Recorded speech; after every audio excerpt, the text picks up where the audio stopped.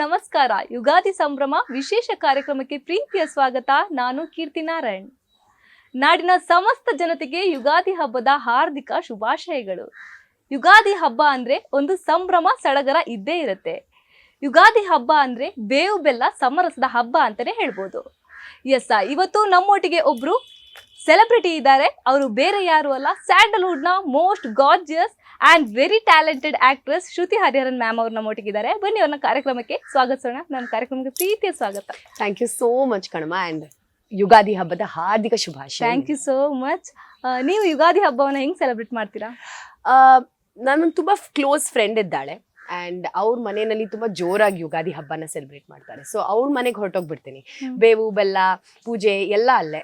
And ಪ್ರತಿ ವರ್ಷ ಹಾಗೆ ಒಂಥರ ಅದು ಟ್ರೆಡಿಷನ್ ಆಗೋಗಿದೆ. ಕಾಲೇಜ್ ಫ್ರೆಂಡ್ ಅವಳು ನಂದು.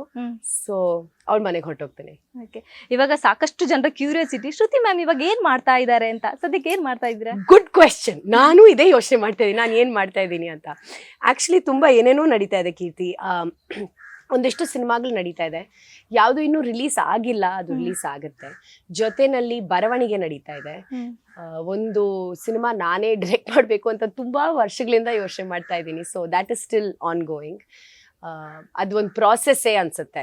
Till you get the script right, I don't think ಡಿರೆಕ್ಷನ್ಗೆ ಇಳಿಯೋದು ನನ್ನ ಪ್ರಕಾರ ಸರಿ ಅಂತ ಅನ್ಸಲ್ಲ. ಸೊ ಹಾಗಾಗಿ ಇನ್ನು ಬರಿತಾ ಇದ್ದೀವಿ. ಜೊತೆನಲ್ಲಿ ಮನೆ ಕೆಲಸನೇ ತುಂಬಾನೇ ಇದೆ. Like being a mother is a full time job and running a house ಈಸಿನೇ ಅಲ್ಲ, ಸುಲಭನೇ ಅಲ್ಲ. ನಮ್ಮ ತಾಯಿ ಎಲ್ಲ ಹೇಗ್ ಮಾಡಿದ್ರು ನಂಗೆ ಗೊತ್ತೇ ಇಲ್ಲ. ಸೊ ನನಗೆ ಅದು ಕೂಡ ಇಡೀ ದಿನಾನೇ ತಗೊಂಡ್ ಹೋಗುತ್ತೆ. ಬೆಳಗ್ಗೆ 4 ಗಂಟೆ ಎದ್ರು ಇನ್ನೂ ಇಷ್ಟು ಕೆಲಸ ಇದೆ, ಇನ್ನೂ ಇಷ್ಟು ಕೆಲಸ ಇದೆ ಅಂತ ರಾತ್ರಿ ತನಕ ನಾವು ಕೆಲಸ ಮಾಡ್ತಾನೆ ಇರ್ತೀವಿ. So yes, life is going on Keerthi. Okay, direction ಮಾಡಬೇಕು ಅಂತ ಹೇಳಿದ್ರಿ. ಯಾವ ತರ ಸ್ಟೋರಿನ ಇಂಡಸ್ಟ್ರಿಗೆ ತರಬೇಕು ಅಂತ ಇದ್ದೀರಾ? ಸದ್ಯಕ್ಕೆ ಏನೋ ಒಂದು ನಡೀತಾ ಇದೆ, ಅದು ಬಂದಾಗ ನಿಮ್ಗೆ ಗೊತ್ತಾಗುತ್ತೆ. ಅಂದ್ರೆ ಈ ತರ ಸ್ಟೋರಿ ಮಾಡಬೇಕು ಅಂತ ಇರುತ್ತೆ ಅಲ್ವಾ? ಸದ್ಯಕ್ಕೆ ಬರೀತಾ ಇರೋದು ನಾವು ಒಂದು ಮಜ್ವಾಗಿರೋ ಕಥೆ. It's a comedy film and ನೋಡ್ತೀರಾ ನೀವು, ಕಾಮಿಡಿ. ಸೊ ನನ್ನ ಪ್ರಕಾರ ನಾನು ಸ್ವಲ್ಪ ನಾನು ತುಂಬಾ ಫನ್ ಪರ್ಸನ್. ನಾನು ಸ್ವಲ್ಪ ಕ್ರೇಜಿ ಕೂಡ. ನೀವು ನನ್ನ ಜೊತೆ ಇದ್ರೆ ನಾವು ಹಿಂಗೆ ಆರಾಮಾಗಿ ಮಾತಾಡ್ಕೊಂಡು ನಗಾಕೊಂಡೇ ಇರ್ತೀವಿ. ನನಗೆ like that's who I am. So ಸಿನಿಮಾನು ಒಂಚೂರು ಹಾಗೆ ಇರುತ್ತೆ. ಓವರ್ ಆಗಿ ಡ್ರಮ್ಯಾಟಿಕ್ಕು, ಓವರ್ ಆಗಿ ಅಳು, ಆ ಥರದ ಸಿನಿಮಾಗಳು ನಾನು ಬಹುಶಃ ಮಾಡೋದೇ ಇಲ್ಲ ಅನ್ಸುತ್ತೆ. ಆ್ಯಂಡ್ ಎಲ್ಲೋ ಒಂದು ಕಡೆ ನನಗೂ ಕೂಡ ಈ ಸೋಷಿಯಲ್ ಕಾಸಸ್ ಅಲ್ಲ, ತುಂಬಾ ನಮ್ಮ ಸಿಸ್ಟಮಲ್ಲಿ ಏನೋ ಸರಿ ನಡೀತಾ ಇಲ್ಲ, ಅದನ್ನ ಯಾವ್ದಾದ್ರೂ ಒಂದ್ ರೀತಿನಲ್ಲಿ ಸರಿ ಮಾಡಿಸ್ಬೇಕು ಅನ್ನೋ ಒಂದು ಆಸೆ ಇದೆ. ಆ್ಯಂಡ್ ನನ್ನ ಪ್ರಕಾರ ಆರ್ಟ್ ಅಥವಾ media or entertainment, more specifically ಸಿನಿಮಾಗೆ ತುಂಬಾನೇ ಒಂದು ಪವರ್ಫುಲ್ ಮೀಡಿಯಂ ಅದು. ಸೊ ಕೆಲವೊಂದು ವಿಷಯಗಳ ಬಗ್ಗೆ ಮಾತಾಡ್ಬೇಕಾದ್ರೆ ಅಲ್ಲ, ಇದು ಸರಿ ಅಲ್ಲ, ಅದು ಹೀಗಿರ್ಬೇಕು ಅಂತ ಹೇಳಕ್ಕೆ ಹೊರಟ್ರು. I think cinema is a great medium to do that. So I guess that will also be a focus. Next ಜನ ನಿಮ್ಮನ್ನ ಡೈರೆಕ್ಟರ್ ಆಗಿ ನೋಡ್ತಾರೆ ಹಂಗಾದ್ರೆ? ಹೋಪ್ಫುಲಿ. ಇವತ್ತು ಯುಗಾದಿ ಹಬ್ಬದಲ್ಲಿ ಏನ್ ಹೇಳೋದು, ಸಂಭ್ರಮದ ದಿನ ಅವತ್ತು ನಿಮ್ ಬಾಯಿಗೆ ನಾನು ಎಕ್ಸ್ಟ್ರಾ ಬೇವು ಎಕ್ಸ್ಟ್ರಾ ಬೆಲ್ಲ ಹಾಕ್ತೀನಿ ಈ ವಿಷಯ ಹೇಳಿದಕ್ಕೆ. ಯುಗಾದಿ ಅಂದ್ರೆ ನಿಮ್ಗೆ ಏನ್ ನೆನಪಾಗತ್ತೆ? ಹೊಸ ವರ್ಷ ಅಲ್ವಾ ನಮ್ಗೆ. ಸೊ ಹಾಗಾಗಿ ಹೊಸತನದ್ದು ಒಂದ್ ರೀತಿನಲ್ಲಿ ಐ ಥಿಂಕ್ ಪಾಸಿಟಿವಿಟಿ ನನ್ಗೆ ನೆನಪಾಗುತ್ತೆ. ನಾವ್ ಏನಾದ್ರೂ ಒಂದು ತುಂಬಾ ತುಂಬಾ ಪ್ರೀತಿಯಿಂದ ಕಾಯ್ತಾ ಇರ್ತೀವಿ, ಓಕೆ ಸರಿ ಆಗ್ಬೇಕು ಒಂದು ಹೊಸ ವರ್ಷ ಬರ್ತಾ ಇದೆ ಅಂದಿದ ತಕ್ಷಣ ನಮ್ಮ ಮನಸ್ಸೊಳಗೇನೆ ಸರಿ ಇದಾಗುತ್ತೆ ಅನ್ನೋ ಒಂದು ಧೈರ್ಯ ಬಂದ್ಬಿಡುತ್ತಲ್ವಾ. ಸೊ ಐ ಥಿಂಕ್ ನನ್ಗೆ ಯುಗಾದಿ ಅಂದ್ರೆ ಒಂದ್ ರೀತಿನಲ್ಲಿ ಪಾಸಿಟಿವಿಟಿ. ಮೊದ್ಲೆಲ್ಲ ಯುಗಾದಿ ಹಬ್ಬ ಅಂದ್ರೆ ಹೊಸ ಬಟ್ಟೆ, ಏನು ಮನೆಗೆಲ್ಲ ನೆಂಟರು ಬರೋದು, ಈ ತರ ಎಲ್ಲ ಇರ್ತಾ ಇತ್ತು. ಬಟ್ ಇವಾಗ ಆ ತರ ಎಲ್ಲ ಕಡಿಮೆ ಆಗಿದೆ.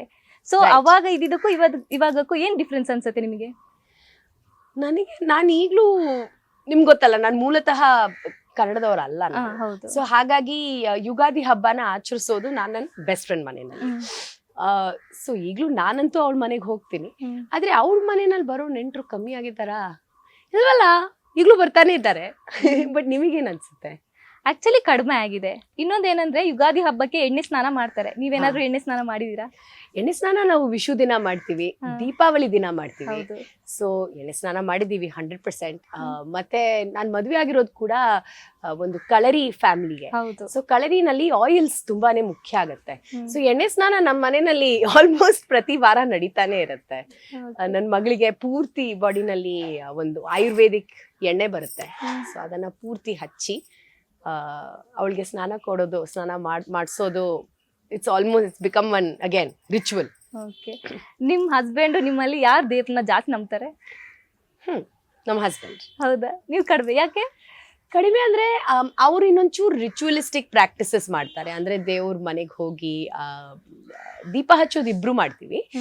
ಯಾರ ಮನೇಲಿ ಇದ್ದಾರೋ ಅವ್ರ ದೀಪ ಹಚ್ತಾರೆ. ಬಟ್ ಕೂತ್ಕೊಂಡು ಜಪ ಮಾಡೋದು ಅಥವಾ ಶ್ಲೋಕಾಸ್ ಹೇಳೋದು, ನಮ್ಮ ಮಗಳನ್ನ ಕೂರಿಸಿ ಅವಳ ಜೊತೆ ಶ್ಲೋಕ ಹೇಳೋದು ನನ್ ಗಂಡನೇ ಜಾಸ್ತಿ ಮಾಡೋದು. ನಾನ್ ಸ್ವಲ್ಪ ಕಮ್ಮಿ. ಯಾಕೆ ಅಂತ ಕ್ವೆಶ್ಚನ್ ಕೇಳಿದ್ರೆ ಅದ್ಯಾಕೋ ನಾನು ಈಗ ಇರೋವಂಥದ್ದು ಈ ಒಂದು ಫೇಸ್ ಅಲ್ಲಿ ನಾನು I think I am just spiritual. ಅಂದ್ರೆ ದೇವ್ರನ್ನ ನಂಬ್ತೀನಿ, ಆ ಒಂದು ಏನ್ ಹೇಳ್ತಾರೆ ಶಕ್ತಿನ ನಂಬ್ತೀನಿ, ಎನರ್ಜಿನ ನಂಬ್ತೀನಿ. ಆದ್ರೆ ಅದಕ್ಕಿನ್ನ ಸರಿ ದೇವಸ್ಥಾನಕ್ಕೆ ಹೋಗಿ ಪೂಜೆ ಮಾಡಬೇಕು ಅಥವಾ ಪ್ರತಿದಿನ ನಾನು ಒಂದಿಷ್ಟು ಶ್ಲೋಕಗಳನ್ನ ಹೇಳಬೇಕು ಅನ್ನೋ ಒಂದು ಡಿಸಿಪ್ಲಿನ್ ನನಗಿನ್ನೂ ಬಂದಿಲ್ಲ. ಬಟ್ ಬಹುಶಃ ನಾನು ನಾನು ಒಂದು 60 ವಯಸ್ಸು ಇಲ್ಲ 70 ವಯಸ್ಸು ಆದಾಗ ಮಾಡ್ಬಹುದೇನೋ, ಗೊತ್ತಿಲ್ವಲ್ಲ. ಕೇರಳದವ್ರಂದ್ರೆ ಕೇರಳ ಅಂದ್ರೆ ಗಾಡ್ಸ್ ಓನ್ ಕಂಟ್ರಿ ಅಂತ ಹೇಳ್ತಾರೆ. ಸೊ ಜಾಸ್ತಿ ದೇವ್ರನ್ನ ನಂಬ್ತಾರೆ. ಅದಕ್ಕೋಸ್ಕರ ಕೇಳ್ದೆ ನಾನು. ಗಾಡ್ಸ್ ಓನ್ ಕಂಟ್ರಿ ಅಂದಿದ್ದಕ್ಕೆ ಅವ್ರು ಜಾಸ್ತಿ ದೇವ್ರನ್ನ ನಂಬ್ತಾರೆ ಅನ್ನೋದು ನನಗೆ ಗೊತ್ತಿಲ್ಲ. ಬಟ್ ಇನ್ಫ್ಯಾಕ್ಟ್ ನಾವು ಕನ್ನಡದವ್ರು ಜಾಸ್ತಿ ದೇವ್ರನ್ನ ನಂಬ್ತೀವಿ. ಬಟ್ ಅದು I think it depends on each person. ನಾವು ಬೆಳೆದಿದ್ದ ರೀತಿ, ನಮಗೆ ಅದು ದೇವ್ರನ್ನ ನಂಬಿ ದೇವಸ್ಥಾನಕ್ಕೆ ಹೋಗಿ ಪೂಜೆ ಮಾಡಿದ ನಂತರ ಒಳ್ಳೇದಾಗಿದೆ ಅನ್ನೋ ಒಂದು ನಂಬಿಕೆ ಬಂದ್ರೆ ನಾವು ಬಹುಶಃ ನಂಬ್ತೀವಿ. ಬಟ್ ನಾನು ಸ್ವಲ್ಪ ಕಡಿಮೆ ಐತೆ. ಓಕೆ. ಮದುವೆ ಆದ್ಮೇಲೆ ಲೈಫ್ ಹೆಂಗ್ ಚೇಂಜ್ ಆಗಿದೆ ನಿಮ್ದು? ಮದುವೆ ಆದ್ಮೇಲೆ ನನ್ನ ಲೈಫ್ ಜಾಸ್ತಿ ಚೇಂಜೇ ಆಗಿಲ್ಲ. ನಿಜವಾಗ್ಲಿ ನಾನು ಎಲ್ಲಾ ಹೆಣ್ಮಕ್ಳಿಗೂ ಹೇಳ್ತೀನಿ, ಮದುವೆ ಆರಾಮಾಗಿ ಮಾಡ್ಕೊಳ್ಳಿ, ಆದ್ರೆ ಮಕ್ಳು ಮಾಡ್ಕೊಳ್ಳೋದು ಇದೆಯಲ್ಲ ಅದು ಬೇರೆ ವಿಷಯ. I think children change your entire life. Suddenly ನಮ್ ಪ್ರಯಾರಿಟೀಸ್ ಏನಿತ್ತು ಅದು ಕಂಪ್ಲೀಟ್ಲಿ ಚೇಂಜ್ ಆಗೋಗುತ್ತೆ. ನಾವು ಯೋಚನೆ ಮಾಡೋ ರೀತಿ ಚೇಂಜ್ ಆಗೋಗುತ್ತೆ. ಮಕ್ಳಿಗೋಸ್ಕರ ನಾವು ಇಡೀ ಜೀವನನ ಕೊಡ್ಬೇಕು, ಅವ್ರಿಗೋಸ್ಕರ ನಮ್ ಬೆಸ್ಟ್ನ ಮಾಡ್ಬೇಕು ಅನ್ನೋ ಒಂದು ಪರ್ಸ್ಪೆಕ್ಟಿವ್ ಹೊರಟೋಗ್ಬಿಡುತ್ತೆ. ನಾವು ಅನ್ನೋದು ಸ್ವಲ್ಪ ಕಡಿಮೆ ಆಗಿ ಅವ್ರಿಗೋಸ್ಕರ ನಾವು ಬಾಳು ಶುರು ಮಾಡ್ಬಿಡ್ತೀವಿ. ಸೊ ನನಗೆ ಈ 5 ವರ್ಷದಲ್ಲಿ ನನ್ನ ಜೀವನ ಎಷ್ಟು ಚೇಂಜ್ ಆಗಿದೆ, ಅಷ್ಟು ಚೇಂಜ್ ನಾನು 30 ವರ್ಷದಲ್ಲಿ ನೋಡೇ ಇಲ್ಲ. ಸೊ ಅಂಡ್ ಪ್ಲಸ್ ಇದಕ್ಕೆ ಇನ್ನೊಂದು ರೀತಿನ ನಾನು ಹೇಳ್ಬೋದು. ನಾನ್ ಮದ್ವೆ ಆಗಿರೋದು ನನ್ನ ಬೆಸ್ಟ್ ಫ್ರೆಂಡ್ ನ. And we dated for more than ಒಂದು 12 ವರ್ಷ ಅಟ್ ಲೀಸ್ಟ್ ವಿ ಡೇಟೆಡ್. ಹೌದು, ನಾನು ಸಿನಿಮಾ ಮಾಡಕ್ ಶುರು ಮಾಡೋದಕ್ಕಿಂತ ಮುಂಚೆನೆ ರಾಮ್ ನನ್ನ ಜೀವನದಲ್ಲಿದ್ದ. ಸೊ ಐ ಥಿಂಕ್ ನನಗೆ ಆ ರೀತಿನಲ್ಲಿ ಜಾಸ್ತಿ ಏನು ಚೇಂಜ್ ಆಗಿಲ್ಲ. We already new each other, we were very comfortable. Problems, ಜಗಳ ಮಾಡೋದು ಆ ಥರದ್ದು ಏನು ಇರ್ಲಿಲ್ಲ, ಈಗಲೂ ಇಲ್ಲ. We are very comfortable with each other. So I guess ಮಕ್ಕಳು ಚೇಂಜ್ ಮಾಡುತ್ತೆ ಜೀವನ. ಸೊ ಇದು ನೀನ್ ಜ್ಞಾಪಕ ಇಟ್ಕೋ ಆಯ್ತಾ ಕೀರ್ತಿ? ಟೈಮ್ ಬಂದಾಗ ಶ್ರುತಿ ಹಿಂಗ್ ಹೇಳಿದ್ಲು ಅಂತ ನೀನ್ ಮದರ್ಹುಡ್ ನ ಎಂಜಾಯ್ ಮಾಡ್ತಾ ಇದ್ದೀರಾ? 100%. ಇದು ಮತ್ತೆ ನಾನು ಹೇಳ್ತಾ ಇರ್ತೀನಿ, ಫಸ್ಟ್ 6 months ನನಗೆ ಅಯ್ಯಯ್ಯೋ ನಾನು ಏನು ಮಾಡ್ತಾ ಇದ್ದೀನಿ, ಅದು ಪ್ರತಿ ಹೆಣ್ಮಕ್ಳಿಗೆ ಆಗುತ್ತೆ 100%. ಹೊಸ ತಾಯಿಗೆ ಹಾಗೆ ಆಗುತ್ತೆ. ಇದು ಏನಾಗೋಗಿದೆ, ಮಗು ಯಾಕೆ ಅಳ್ತಾ ಇದೆ, ಮಗು ಹತ್ರೂ ನಮ್ಮೇಲೇನೆ ಪ್ರಾಬ್ಲಮ್, ಮಗು ಹತ್ತಿಲ್ಲ ಅಂದ್ರೂ ನಮ್ಮೇಲೇನೆ ಪ್ರಾಬ್ಲಮ್, ಮಗುಗೆ ಹೊಟ್ಟೆ ಹಶ್ವಾಗ್ತಿದ್ಯಾ ಇಲ್ವಾ ಏನು ಗೊತ್ತಾಗಲ್ಲ. ಯು ಆರ್ ಕಂಪ್ಲೀಟ್ಲಿ ಹೆಲ್ಪ್ಲೆಸ್ ಕೆಲವೊಂದ್ಸತಿ. ಮಜವಾಗ ಕೂಡ ಇರುತ್ತೆ, ಬಟ್ ಆ ಮಗುಗ್ ಮಾತಾಡಕ್ಕೂ ಬರಲ್ವಲ್ಲ. ಸೊ ಪಾಪ entire responsibility is on you. So first 6 months ತುಂಬಾ ಕಷ್ಟ ಆಯ್ತು. ಆದ್ರೆ ಅದಾದ್ಮೇಲೆ ಒಂದು ಬೇಸಿಕ್ ಆ ಬರ್ಪಿಂಗ್ ಪ್ರಾಬ್ಲಮ್ಮು, ಹಾಲು ಕುಡ್ಸೋದು ಸ್ವಲ್ಪ ಕಮ್ಮಿ ಮಾಡಿ ಬೇರೆ ಬೇರೆ ಫುಡ್ಸ್ ಕೊಡಕ್ ಶುರು ಮಾಡಿದ ತಕ್ಷಣ, ಮತ್ತೆ ನಿದ್ದೆ ಸ್ವಲ್ಪ ಜಾಸ್ತಿ ಮಾಡಕ್ ಅವರು 6 ತಿಂಗಳ ನಂತರ ಎಲ್ಲ 1 ವರ್ಷ ಒಳಗೆ ಅವ್ರು ಜಾಸ್ತಿ ನಿದ್ದೆನೂ ಮಾಡಕ್ ಶುರು ಮಾಡ್ತಾರೆ. ಸೊ ನಮ್ದು ನಿದ್ದೆ ಸರಿ ಹೋಗುತ್ತೆ ಮೆತ್ತಿಗೆ. ಸೊ ಹಾಗಾಗಿ the first 6 months was difficult. But ಅದಾದ್ಮೇಲೆ ನಾನು ಸಖತ್ ಮಜಾ ಮಾಡಕ್ ಶುರು ಮಾಡಿದೆ. ಅಂಡ್ ಈಗಂತೂ I love it. I love being a mother. ನನ್ನ ಫ್ರೆಂಡ್ಸ್ ಎಲ್ಲ ಹೇಳ್ತಾ ಇರ್ತಾರೆ ನಾನು ಒಂದು ನ್ಯಾಚುರಲ್ ಮದರ್ ಅಂತ. ಏನಾದ್ರೂ ಒಂದಿದ್ರೆ ಎಲ್ರನ್ನ ತಿನ್ಸೋದು ನಾನು ನ್ಯಾಚುರಲ್ ಆಗಿ ಮಾಡ್ಬಿಡ್ತೀನಿ. ನಾನು ಮಾತ್ರ ಕೂತ್ಕೊಂಡು ತಿನ್ನಲ್ಲ. ಇಲ್ಲ ಅಡಿಗೆ ಮಾಡೋದು ಇದೆಲ್ಲ ನನ್ಗೆ ತುಂಬಾ ನ್ಯಾಚುರಲ್ ಆಗಿ ಬರುತ್ತೆ. So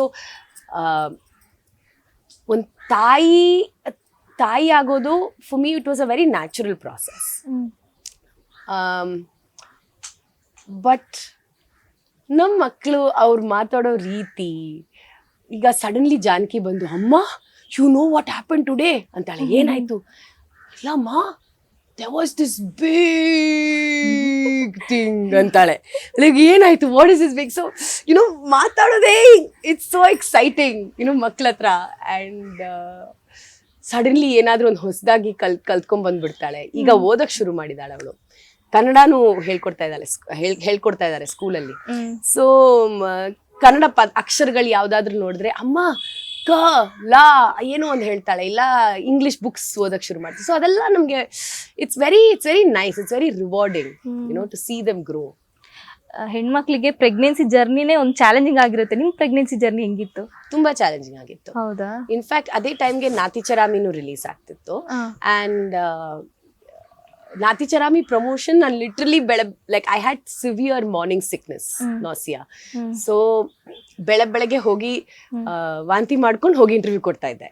it was very bad. ನನಗೆ first 6 months my pregnancy was quite bad. And ಸ್ವಲ್ಪ ಹೈ ರಿಸ್ಕ್ ಪ್ರೆಗ್ನೆನ್ಸಿ ಕೂಡ ಇತ್ತು. ಅದಾದ್ಮೇಲೆ ಲಾಸ್ಟ್ 3 months ಎಂಜಾಯ್ ಮಾಡಿದೆ.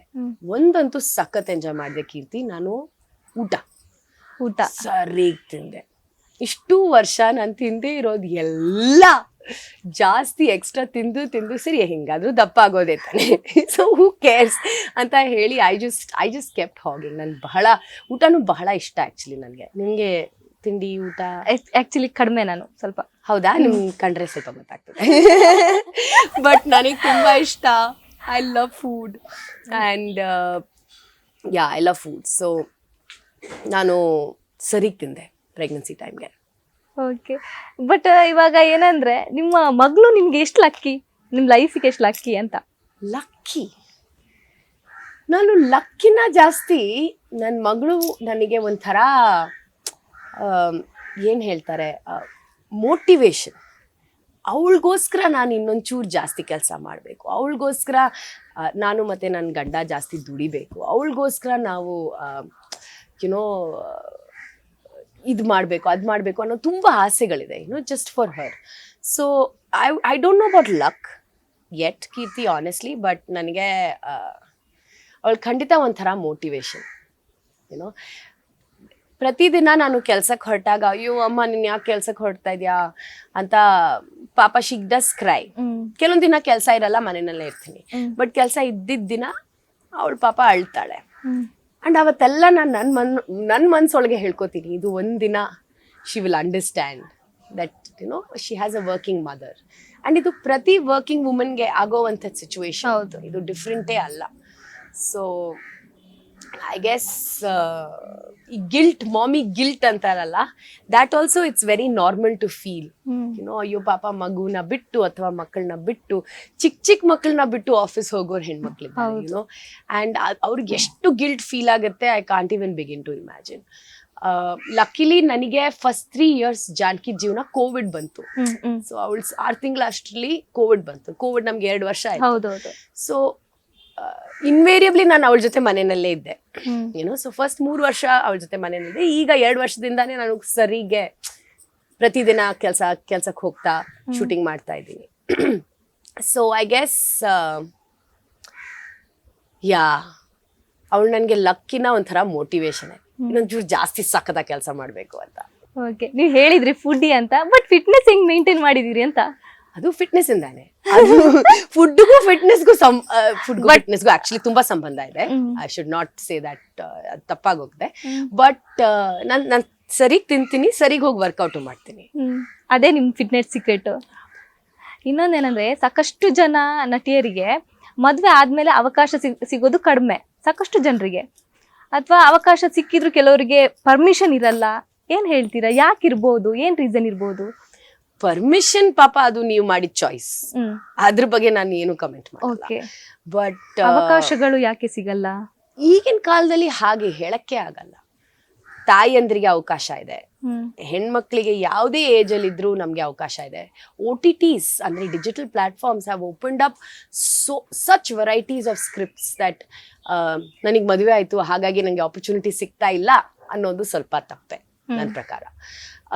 ಹೌಎವರ್ ಮದುವೆ ಆದ್ಮೇಲೆ ಸ್ವಲ್ಪ ಸ್ವಲ್ಪ ರೆಸ್ಪಾನ್ಸಿಬಿಲಿಟಿ ಜಾಸ್ತಿ ಆಗುತ್ತೆ. ಸೊ ನಾವಾಗೆ ಹೆಣ್ಮಕ್ಳು ನಾವಾಗೆ ಕೆಲವೊಂದ್ಸತಿ ಸರಿ ಓಕೆ ಇಷ್ಟು ಕೆಲಸ ಮಾಡ್ತಿದ್ವಾ, 24/7 ಕೆಲಸ ಮಾಡ್ತಿದ್ವಾ, ಸರಿ 24/7 ಮಾಡೋದು ಬೇಡ, ಸ್ವಲ್ಪ ಒಂದು 18 hours ಕೆಲಸ ಮಾಡೋಣ ಅಥವಾ 16 hours ಕೆಲಸ ಮಾಡೋಣ, ನಮಗೂ ಒಂದು ಫ್ಯಾಮಿಲಿ ಲೈಫ್ ಬೇಕು ಅಂತ ನಮ್ಗೆ ಅನ್ಸಕ್ ಶುರು ಮಾಡುತ್ತೆ.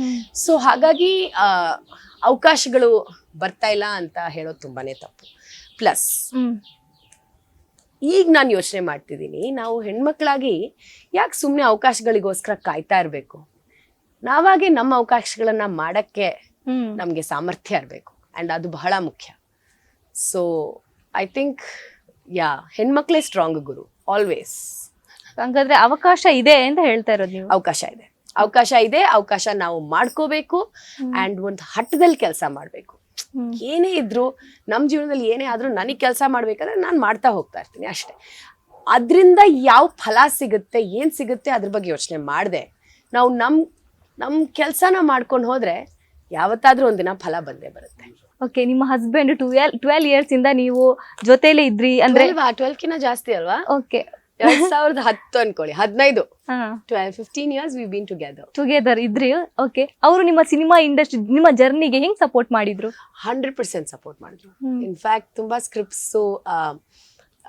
ಚೂಸ್ ಮಾಡೋದ್ರಲ್ಲೂ ಕೂಡ ಅವ್ರ ಕೈ ಇತ್ತು. ಅಂಡ್ ಕೆಲವೊಂದ್ಸತಿ ನಮ್ಗೆ ನಾವು ವಾಪಸ್ ಮನೆಗೆ ಬಂದಾಗ ಇಲ್ಲ ಫೋನ್ ಎತ್ಕೊಂಡು when we were dating obviously we were not staying together, so ಆಗ ಜಸ್ಟ್ ಫೋನ್ ಎತ್ಕೊಂಡು ಗಾಡ್ ನಾನು ತುಂಬಾ ಟೈರ್ಡ್ ಆಗಿದ್ದೀನಿ, ನನ್ಗೆ ಏನ್ ಮಾಡ್ಬೇಕು ಗೊತ್ತಿಲ್ಲ, ಇಲ್ಲ ನನಗೆ ತುಂಬಾ ಡೇಟ್ಸ್ ಪ್ರಾಬ್ಲಮ್ಸ್ ಇತ್ತು. ನನ್ನ ಜ್ಞಾಪಕ ಇದೆ, there was this time when continuous 4-5 projects ನಡೀತಾ ಇತ್ತು and I had lot of date issues. So then ರಾಮ್ಗೆ ಆಗ ಜಸ್ಟ್ ಕಾಲ್ ಮಾಡಿದ್ರೆ ಅವ್ನು ಒಂದೇ ವಿಷಯ ಹೇಳೋದು, I know you can do it, ಬೇರೆ ಯಾರಿಗೆ ಮಾಡಕ್ಕಾದ್ರೂ ಇಲ್ವೋ ನಿನಗಂತೂ ಮಾಡಕ್ಕಾಗತ್ತೆ, ನೀನ್ ಹೋಗಿ ಮಾಡು, ನಿನ್ ಕೆಲಸ ನೀನ್ 100% ಮಾಡು ಅಂತ ಇದ್ರು.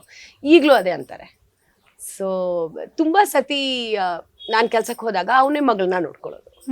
ಸೊ ಆ ರೀತಿನಲ್ಲಿ he's a fabulous father, a brilliant husband and a best friend. Okay, so ನಾನು ಲಕ್ಕಿ. ಈ ವಿಷಯದಲ್ಲಿ ಲಕ್ಕಿ, ಹಸ್ಬೆಂಡ್ ವಿಚಾರದಲ್ಲಿ ತುಂಬಾ ಲಕ್ಕಿ. ರಾಮ್ ವಿಚಾರದಲ್ಲಿ I lucked out, that's true. Okay, ನಿಮ್ಮ ಲೈಫಿನ ಬೆಲ್ಲ ಅಂದ್ರೆ ಯಾವುದು, ಬೇವು ಅಂದ್ರೆ ಯಾವುದು? ಬೇವು, ನನ್ ಬೆಲ್ಲ ತುಂಬಾ ಇದೆ ಈಗ. ಬೆಲ್ಲದ್ದೇ ನನ್ಗೆ ಸದ್ಯಕ್ಕೆ ನಂಗೆ ಎಲ್ಲ ಬೆಲ್ಲ ಅಂತಾನೆ ಅನ್ಸ್ತಾ ಇದೆ. ನನ್ ಕೆಲ್ಸ ಆಗಿರ್ಲಿ, ನನ್ ಮನೆಯಲ್ಲಿ ನನ್ ಮಗಳಾಗಿರ್ಲಿ, ಎಲ್ಲ ನನ್ ಹಸ್ಬೆಂಡ್ ಆಗಿರ್ಲಿ, ನಮ್ ತಾಯಿ, ನನ್ ತಮ್ಮ, ಎಲ್ರು ಬೆಲ್ಲ ಆಯ್ತಾ, ನನ್ ಫ್ರೆಂಡ್ಸ್ಗಳು. So I think they are all ಬೆಲ್ಲ. ಬೇವು ಸದ್ಯಕ್ಕೆ ಬೇವು ನನಗೆ ನಾನು ಬರಿತಾ ಇರೋ ಸ್ಕ್ರಿಪ್ಟು ಬಿಕಾಸ್ ಕೈ ಹಿಡ್ತಾ ಸಿಗ್ತಾ ಇಲ್ಲ. ಸೊ ಐ ಥಿಂಕ್ ಕಷ್ಟ ಆಗ್ತದೆ. I think writing is a very complicated thing. ರೈಟರ್ಸ್ಗೆ ಹ್ಯಾಟ್ಸ್ ಆಫ್. ಯಾರಿಗೆ ಬರವಣಿಗೆ ಅನ್ನೋದು ಈಸಿಯಾಗಿ ಬರುತ್ತೋ ಅವರೆಲ್ಲ ಬೇರೆ ಲೆವೆಲಲ್ಲಿ ಕೂತಿದ್ದಾರೆ. ಓಕೆ, ಡೈರೆಕ್ಷನ್ಗೆ ನಿಮ್ಗೆ ಸ್ಫೂರ್ತಿ ಯಾರು?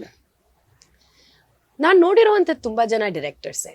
ಅಂಡ್ ಸ್ಫೂರ್ತಿಕಿನ್ನ ಒಂದು ಕತೆ ನಮಗೆ ಹೇಳಲೇಬೇಕು, ಅದು ನಾವೇ ಹೇಳಕ್ಕಾಗೋದು ಅನ್ನೋ ಒಂದು ಮನ್ಸಿಗೆ ಬಂದಿದ ಮೇಲೆ ಯಾರು ಸ್ಫೂರ್ತಿ ಆಗ್ತಾರೋ ಬಿಡ್ತಾರೋ ನಮ್ಗೆ ಆ ಕಥೆನೇ ಒಂಥರ ಡ್ರೈವಿಂಗ್ ಫೋರ್ಸ್.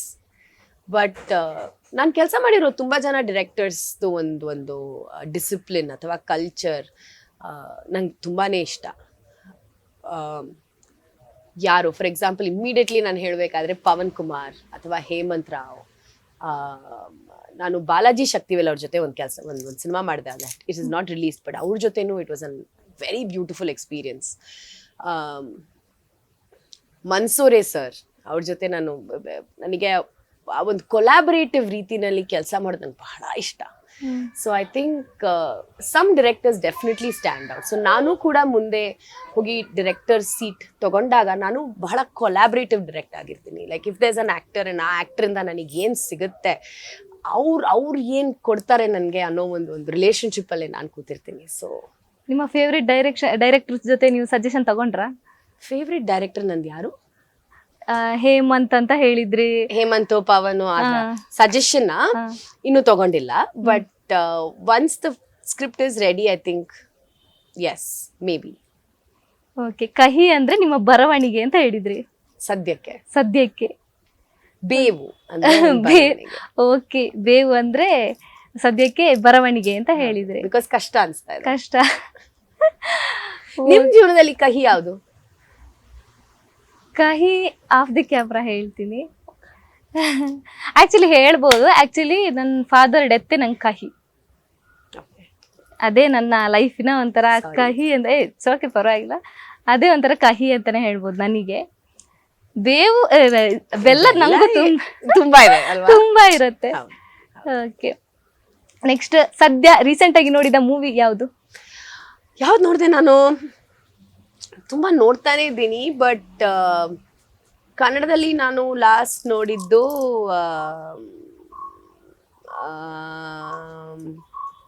ಯಾಕೆ ಇಷ್ಟೊಂದು ಯೋಚನೆ ಮಾಡ್ತಾ ಇದ್ದೀನಿ. ನನಗೆ ಅಪಘಾತಕ್ಕೆ ಯಾವ್ದದು ಅಪಾಯವಿದೆ ಎಚ್ಚರಿಕೆ. ಅಪಾಯವಿದೆ ಎಚ್ಚರಿಕೆ ನವೀನ್ ತಾನೆ? ಹಾ ಸರಿ, ಓಕೆ. ಅಪಾಯವಿದೆ ಎಚ್ಚರಿಕೆ ರೀಸೆಂಟ್ ಆಗಿ ರಿಲೀಸ್ ಆಗಿರೋ ಮೂವಿ. ಅದೇ ನನ್ನ ಲಾಸ್ಟ್ ಸಿನಿಮಾ. ಓಕೆ, ಹೇಗಿತ್ತು ಸಿನಿಮಾ? ನಂಗೆ ಇಷ್ಟ ಆಯ್ತು. ನಂಗೆ Naveen Shankar according to me ಒಳ್ಳೆ ಆಕ್ಟರ್. ಓಕೆ, ನನ್ಗೆ ಅವ್ರು ಮಾಡೋ ಸಿನಿಮಾಗಳು ಇಷ್ಟ.